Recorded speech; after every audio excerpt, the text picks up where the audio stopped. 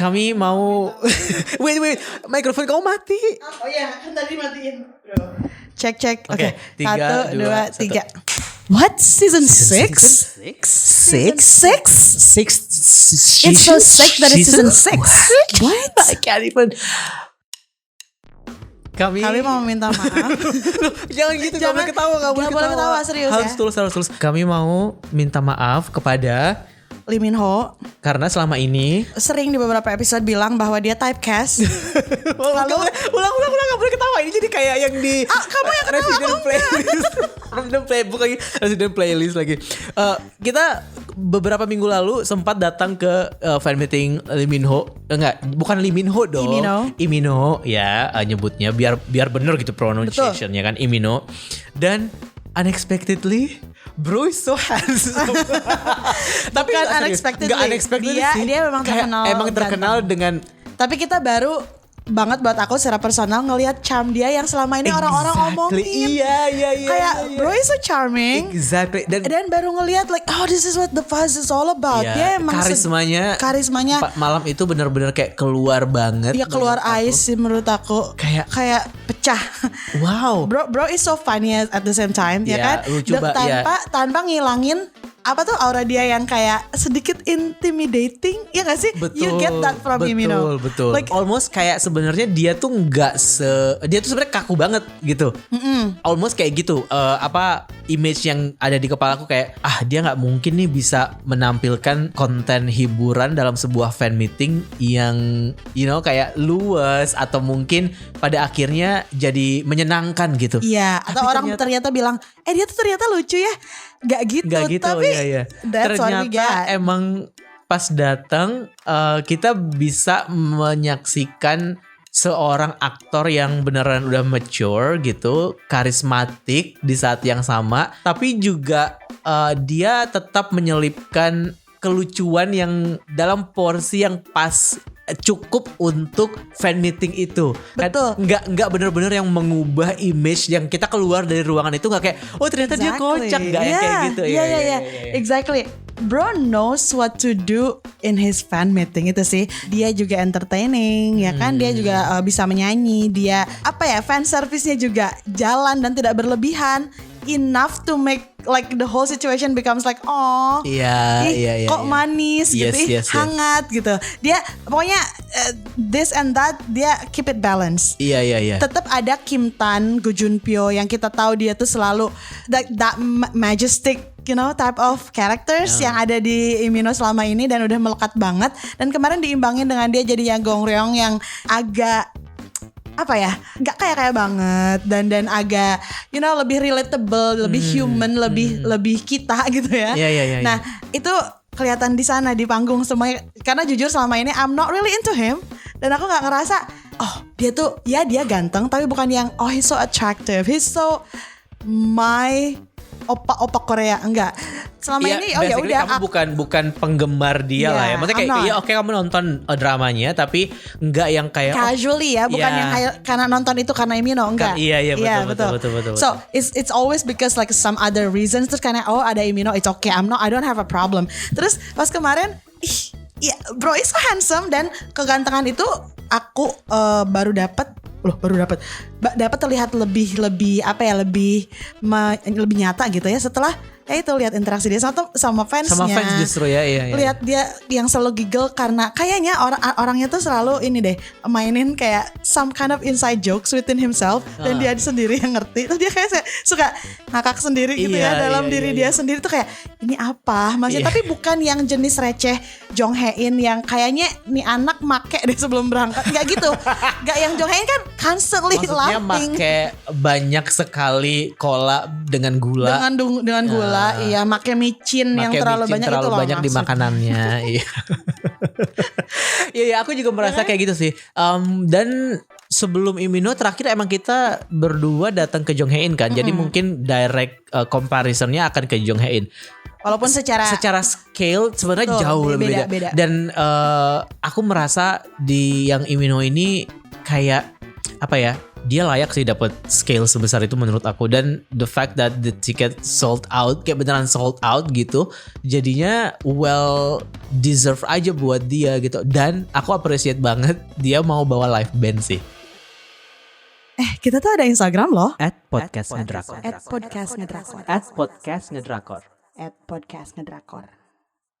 Jadi Soalnya kan kayak K-pop aja yang emang kontennya adalah nyanyi gitu kan, mereka perform di panggung as like singers gitu. Mereka bahkan bahkan enggak semua manajemen consider untuk ngebawa live band gitu. Tapi ini sebuah fan meeting aktor yang mana nyanyi tuh kadang-kadang memang cuman jadi gimmick aja di fan meeting aktor gitu, tapi dia menjadikan itu sebagai aku merasa almost jadi kayak sajian utama sih, karena apa gunanya nampilin band kalau misalkan itu cuman jadi gimmick ataupun selipan. Betul. Kan. Jadi almost like whole package yang jarang untuk bisa didapatkan di fan meeting manapun, karena ya nggak semua artis fan meeting juga bakal bawa band gitu menurut kayak. Iya, itu satu detail yang menurut aku manajemen dia sangat perhatiin banget. Betul. Jadinya I can see that he's taking this seriously. Yeah. Especially di musikalitas dia gitu ya. Ya sih, itu I really appreciate that as well, karena kita juga beruntung beberapa kali ke belakang aku diajak kamu buat nonton yang K-pop sih ya, solois ataupun band yang ternyata kalau live band itu lebih seru, lebih kerasa kita tuh nonton konser, dan it just adds up to everything. Jadinya kayak lebih wah aja gitu, kayak misalkan Kyuhyun terus Infinite ya kan. Jadi terus Key juga kan live kan waktu itu. Itu kayak oh iya ya seru gitu, karena pernah yang nggak live band tuh ya it kind of like decrease the fun sedikit. Kalau buat aku the fun is still there, tapi ketika kita udah terpapar sama konser K-pop yang live band, it will change your life forever. Kayak you don't really want to don't want to come, tapi you will keep asking why, kenapa mereka nggak pakai live band for this gitu. Karena yang live band tuh nagih. Iya, dan itu punya vibe-nya berbeda. Tapi anyway, balik lagi ke Imino. So ya good job Imino team ya. Aku merasa konsep Minoverse-nya cukup dapat lah ya. Dari, ingat gak waktu pas aku nanya kayak itu tuh apa sih yang di atas tuh lampu disco ya, aku bilang. Ternyata kan emang kayak lampu yang projecting supaya kita bisa mendapatkan kesan ini tuh lagi di luar angkasa yang gelap, terus ada bintang-bintang gitu kan. Kita ada di universe dimana cuma terisi oleh Imino dan Minos gitu kan. Iya. Dan juga itu games yang mereka yang game yang mereka susun juga kayak ya tematik sih, ya kan? Misalkan di layar bentuknya UFO gitu ya, UFO, terus bunyi-bunyinya papi gitu ya. Kayak walaupun a little bit like 8-bit game gitu kan. Iya, betul. Itunya dibawa dari awal sampai akhir, that's very thematic. Terus interaksinya dapat dengan ngadain dengan mereka ngebagiin barcode yang bisa fans kerjakan selama nunggu sebelum show itu. Oh ternyata that's the whole show. Mereka akan terus ngebawa how we did great in the questions, karena ternyata isinya itu adalah pertanyaan-pertanyaan kayak trivial ataupun how well Minos know Imino gitu kan. Dan itu dibawa menjadi segmen-segmen bergantian dengan yaitu yang nyanyi live band tadi. So it's quite like a night full of sweet interaction with fans, ditambah ya dia juga ternyata seserius itu untuk bernyanyi dan menjadi penyanyi gitu. Dan aku baru tahu itu. Iya, sama. That he sings. sama. Kayaknya ada fan meeting yang dia nggak datang ke Indonesia. Kayak aku sempat baca artikelnya, terus sempat lihat fotonya somehow gitu. Dan secara skala emang terlihat grande di foto itu gitu. Kayak especially kalau misalkan dia bikin event kayak di China gitu ya. Biasanya memang kan nggak pernah yang small scale. Kalau di China kan pasti yang kayak bener-bener yang harus abis-abisan gitu. Apalagi Jepang gitu kan. Misalkan harus gede banget, dan biasanya event atau fan meeting K-pop di Jepang itu akan terlihat sangat alive pas di foto gitu. Nah, pas kemarin datang kayak ini juga kedatangan setelah berselang 12 tahun gitu, cukup lama. Maksudnya kan dia sendiri bilang kalau dia tuh adalah salah satu aktor pertama di deretan orang yang nyebarin Hallyu gitu kan. Dia bahkan sempat ada statement itu di panggung gitu, dan aku setuju sih sama itu, karena the fact that aku suka drakor dari Boys Over Flowers gitu. Jadi kayaknya emang ini sangat statement yang sangat benar gitu, sangat valid gitu ya. Aku nggak expect kalau ternyata acara di malam itu tuh jadi semenyentuh itu in a way gitu. Kayak ingat gak And sih? in a way memorable sih. Memorable, Buat aku iya, yang iya. non fans jadi kayak oke, suka gitu. Betul. Kalaupun misalkan aku ada komplain, kayak aku ngerasa durasinya kurang lama menurut aku dan gamesnya terlalu sedikit. Jadi kayak I need to see more interaction antara dia sama fans. Remember when Jong Hae In kayak he really takes his time to prepare a gift atau mungkin juga kayak doing fan service ke masing-masing fans yang datang ke atas panggung gitu. Ya aku aware sih kalau semua atau setiap manajemen pasti punya roles yang berbeda-beda dan mungkin juga artisnya juga punya boundary yang berbeda-beda dan itu nggak apa sebenarnya. Yeah. Cuman kayak aku ngerasa dengan vibe dan karisma dia yang wow malam itu, kita sebagai non fans atau kita sebagai general public yang nonton drakor aja bisa menikmati interaksi itu. Aku pengen lihat lebih banyak gitu. Aku pengen lihat Bener-bener. lebih banyak mbak-mbak yang jilbabnya nyangkut di baju Lee Min Ho gitu. Hyperventilating sampai lupa nama. Kayak Yang kayak gitu-gitu tuh they've got the moment and then like the fact that everybody is like recording them, ya kan mereka akan dapat dokumentasi dari banyak orang walaupun mereka waktu itu nggak sempet kayak mereka kan they are the one who got like nervous and everything. Iya mereka nggak mungkin stage. bisa Mereka nggak mungkin. mendokumentasikan Tapi itu gitu. orang lain lihat, orang lain membicarakan the fact that now you're talking about that, itu so sweet menurut aku. Dan mbak kerudung biru sih, like mbak siapa namanya? Siapa sih? Iya. That's so cute. Lucu banget ya benar-benar. And the more like dia tuh kayak makin ditanya makin lemes. Makin ditanya makin lemes dan Relatable. dan Iminonya makin lucu, makin ketawa soalnya. Iya, makin gemes sama dia, dia makin lucu. dia kayak anjir lu kocak banget sih gitu. Ini fans gue beneran kayak gini kayak gitu Iya, kan. dan ada satu fan cam yang pas interaksi dengan fan juga yang menurut aku lumayan populer, itu pas si mbaknya di pat-pat. Iya, yang emang agak kecil mbaknya. Terus Imino kan ya menjulang ya. Terus kayak that's so cute, you know what I mean? Ya, ini pantas untuk viral. Terus apa lagi ya? Itu nggak akan pernah terjadi sama aku yang ngefans sama EXO.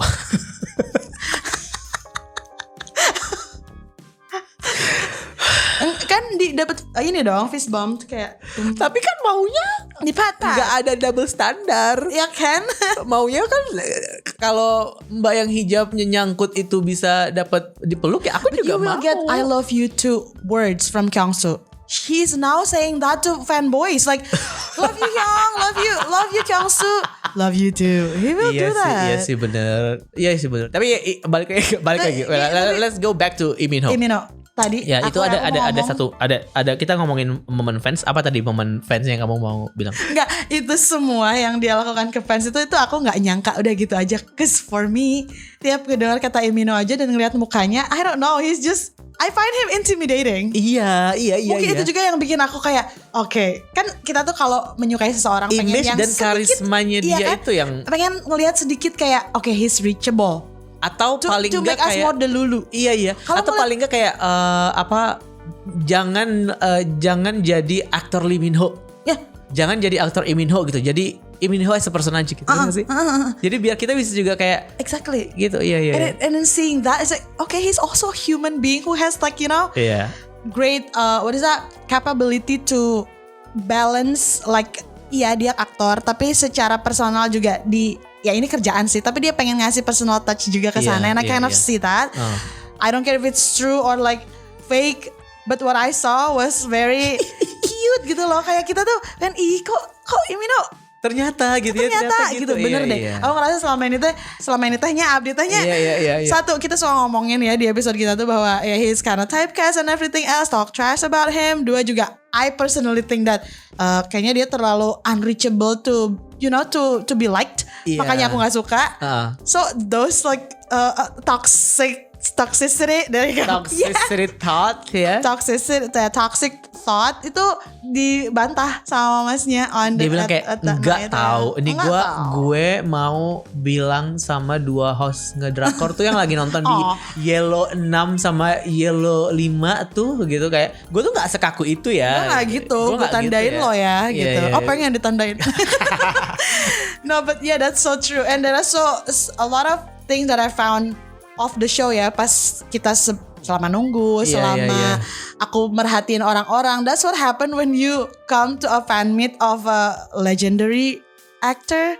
Bener-bener variasi manusia gitu ya dari berbagai Parah usia. sih, aku nggak nyangka Itu loh. Aku nggak nyangka loh itu akan terjadi. Maksudnya aku tahu mungkin suatu hari itu akan terjadi di K-pop atau Hallyu. Tapi aku nggak nyangka kalau aku akan menyaksikan itu di Lee Min-ho gitu. Maksudnya kayak Lee Min-ho Gak tuh, nyangkanya kenapa? Lee Min-ho tuh kayak rasanya kayak masih sepantaran kita gitu loh. Kayak bukan orang yang sedewasa Gong Yoo yang udah lama banget misalkan di industri sampai akhirnya generasi fansnya itu pun udah berubah secepat itu gitu. Maksudnya kayak Lee Min-ho ini kayak He's not even 40. dia 37 sih. Iya sih 37 Ya, sih. almost 40. Dan dia udah berkarir sejak remaja sih maksudnya. Nah itu yang bikin ngerasa Lee Min-ho sudah lama tapi Iya, but the then look is kayak still so ngeliat young. dia kayak still so young, kayak still kayak mid early 30 lah at least ya. Aku tadi mau bilang mid 20 kayaknya nggak mungkin juga, kayak early 30 lah paling nggak. Tapi ya kayak early 30 kayak misalkan Park Hyung Sik gitu waktu ini kan promotornya sama juga sama Park Hyung Sik waktu itu. Kalau di Park Hyung Sik itu terasa ada apa ya? Generasi yang beda nontonnya karena banyak, aku bilangnya waktu itu kayak banyak oma-oma yang nonton, banyak ibu-ibu yang nonton gitu.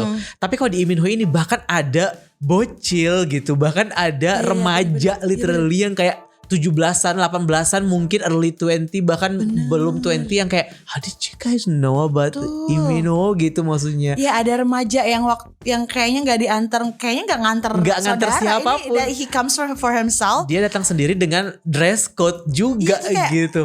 Gimana kamu tahu itu? Iya. Maksudnya kayak kita juga mempertanyakan gimana kamu tahu, seolah-olah kayaknya mereka hidup di bawah batu gitu ya. Kayaknya kan enggak juga gitu. Mereka pasti punya sumber informasi internet sekarang. Cuman kayak amaze-nya adalah bahwa ternyata acting dia di certain drama tuh bisa menyentuh banyak sekali hati audiens yang kita bukan fans dia personal, kita adalah regular watch drama Korea, penonton drama Korea aja, terus kayak menemukan fakta ini. Wow, ya bener. Gitu loh. That's Kayak nggak expect loh ada remaja yang mungkin udah di akhir usia remaja dia fanboy lagi gitu kan, terus nonton Lee Min-ho lagi gitu kan. Iya bener. Hai, kamu pendengar baru Ngedrakor. Kalau kamu dengerin episode ini di Spotify, please pencet tombol follow di channel kita. Atau kalau kamu dengerin ini di YouTube, subscribe yuk. That's so sweet to see, dan bener-bener beragam kemarin tuh. Ada yang suami istri di depan Iya kita kan, ada yang kan? suami istri, terus kayak Yang semeja kita tuh kebanyakan udah nikah atau Udah cuma nikah. di drop off doang sama Iya. suaminya. Just Tapi kayak, highlightnya adalah yang pas kita ngobrol sama satu fans Lee Min-ho namanya Bu Ade. Bu Ade, Iya. Kak Ade, Mbak Ade namanya. Kita sempat randomly ketemu, duduk bareng dan ngobrol-ngobrol gitu, dan kayak who's gonna tell the story? You tell the story. no, you tell sorry. Oh my god, kita sempat menginterogasi karena kan kita emang basically anaknya suka ngobrol ya. Jadi setiap kali ketemu sama orang kayak enggak, jujur aku introvert, Mamal extrovert. Jadi sebenarnya tugas untuk ngobrol di tempat umum itu adalah tugasnya Mamal. Tapi pada saat itu aku tuh kayak kepo banget gitu, kayak kan pasti karena kita juga mau berusaha buat basa-basi juga kan, since dia lagi duduk di situ dan lagi makan juga, kayak untuk memecah keawkwardan lah, intinya mah gitu doang. Tapi ternyata usaha kita memecah keawkwardan itu berujung jadi kayak damn, aku personally kayak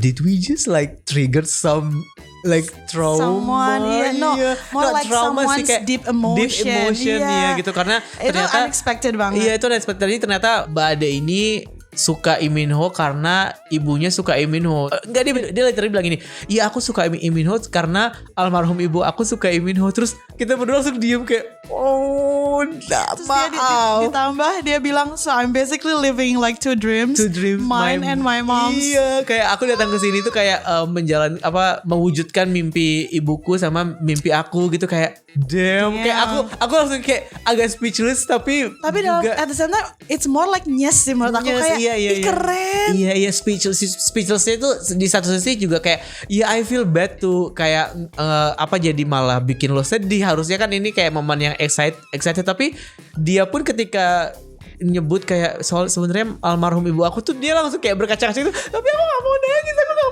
Terus pas kita bilang, you know what Mbak, Lee Min-ho should know this, kan dia dapat benefit yang grup foto. So ada kemungkinan buat dia gitu ya, kalau berani datang aja ke depannya ke masnya. You know what mas, I'm living like my dreams and my mom's dream because she loves it so much, but it's like she's not around anymore. Aku akan ngomong gitu pas kita menyarankan dia untuk begitu. Dia bilang kayaknya aku nggak bisa deh. kayaknya aku nggak bisa. Iya. Aku nggak bisa ngomongnya itu akan terlalu Emosional, terlalu iya. I will be too emotional katanya. Terus aku iya sih bener-bener. Terus kayak Tapi kayak takut nangis, nanti kalau pas nangis iya sih mbak, nanti kalau nangis fotonya jadi jelek dong. bener. And then you kind of manage to kind of Iya. bring the laughter back. Iya bener. That was a good talk. Terus aku ya bener-bener ada yang ini orang-orang di sini tuh mereka bawa cerita masing-masing dan kita nggak tahu kan seberapa lama mereka udah suka sama Emino, sedalam apa. And everyone has their own dream, their own story. Even like one of parents of of my students like slide a DM on me saying that kita juga sebelumnya di Jonghae-in sempet DM-an karena memang ternyata kita datang kan ke venue yang sama dengan cerita kita masing-masing. Oh iya, seru banget, anaknya receh segala macam seru. Terus ternyata kemarin pun datang and she was like, "See, my daughter actually told me anak aku bilang kayaknya nanti mama ketemu Miss Rizky lagi deh."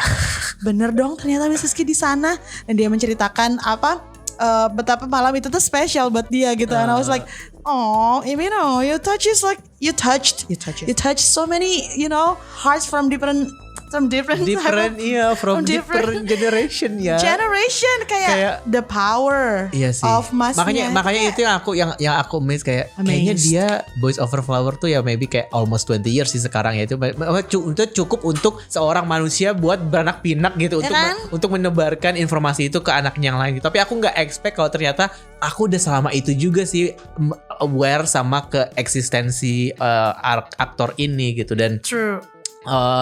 Aku hari itu merasa punya perspektif baru, nggak cuman sama Lee Min Ho as an aktor gitu ya, tapi fans secara general sih. Karena ada dua sudut pandang. Satu yang bagusnya adalah mereka bisa punya kesempatan untuk sekedar having fun, reliving their mungkin masa-masa early 20s mereka gitu kan, yang kayak iya dulu nonton Boys Over Flower, aku ingat pas momen Paradise diputar kayak semua orang nyanyi Gu Junpyeon kayak Almost Paradise, kayak kayak aku juga suka banget lagu itu. Dan bener kayak lagu itu adalah buat aku personally sebagai fans drakor, itu adalah lagu yang membawa aku kemudian kayak masuk ke Hallyu gitu. Bener, lagu yang megang banyak banget memori ya kan, dan bagi banyak orang. Iya, dan malam itu kayak aku diingatkan lagi kalau ya itu orang-orang punya pengalamannya masing-masing dan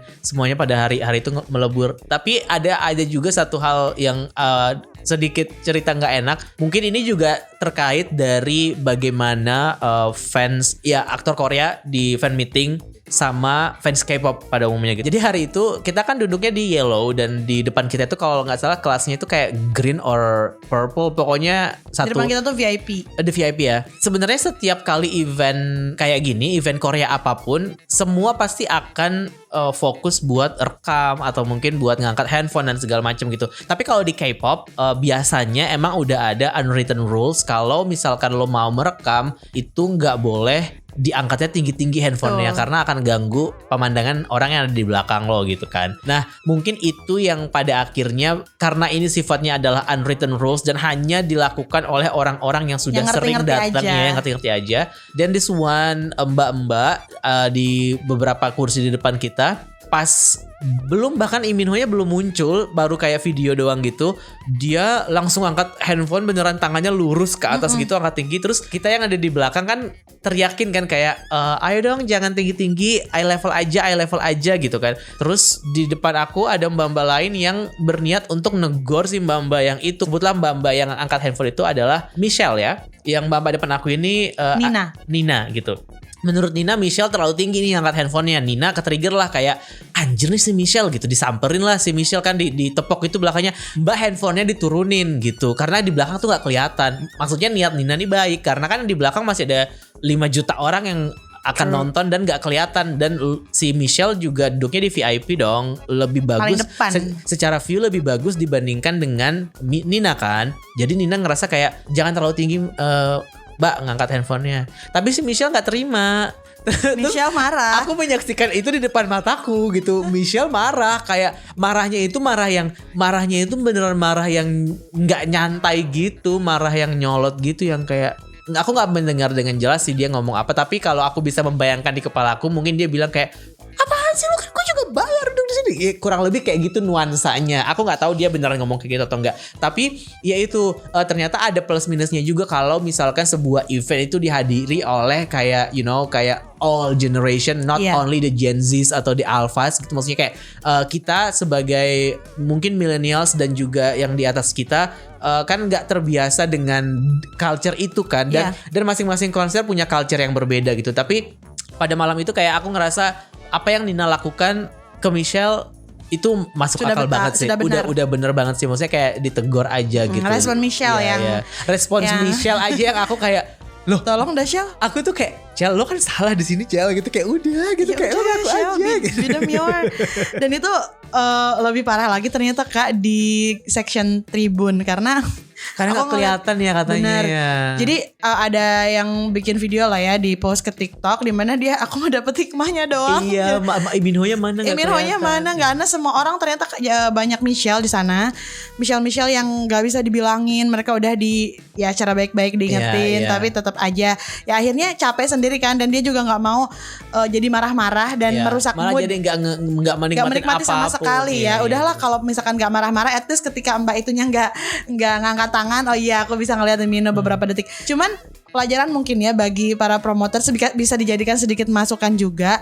Kalau tribun apalagi ICE itu kan itu tribunnya harus dibikin ya, maksudnya undakannya gitu loh, diusahakan lebih sedikit yaitu berundak gitu, customizable di bagian yang kayak nggak rata gitu, jadi setiap kali naik ke belakang itu agak naik. Nah itu akan memberikan kesempatan buat yang paling belakang itu sama-sama bisa at least melihat layar gitu, karena kan kebetulan layarnya pun nggak yang gede banget ya kemarin. Atau sebenarnya kalaupun misalkan nggak berundak pun tribun dikasih layar sendiri aja satu. Betul, ekstra ya, extended layar di agak ke belakang dikit. Betul. Satu orang tuh kan ya pasti we have different heights, right? Ditambah dengan orang yang pendek paling belakang, di depannya pada Michelle Ling KB gitu. Yeah. I don't think that's like fair for them gitu loh. Iya, soalnya gini, kalau misalnya pada akhirnya bukan konser event itu mereka nggak bisa ngelihat Minho-nya, harusnya itu dijual tiketnya tuh restricted view gitu gak sih?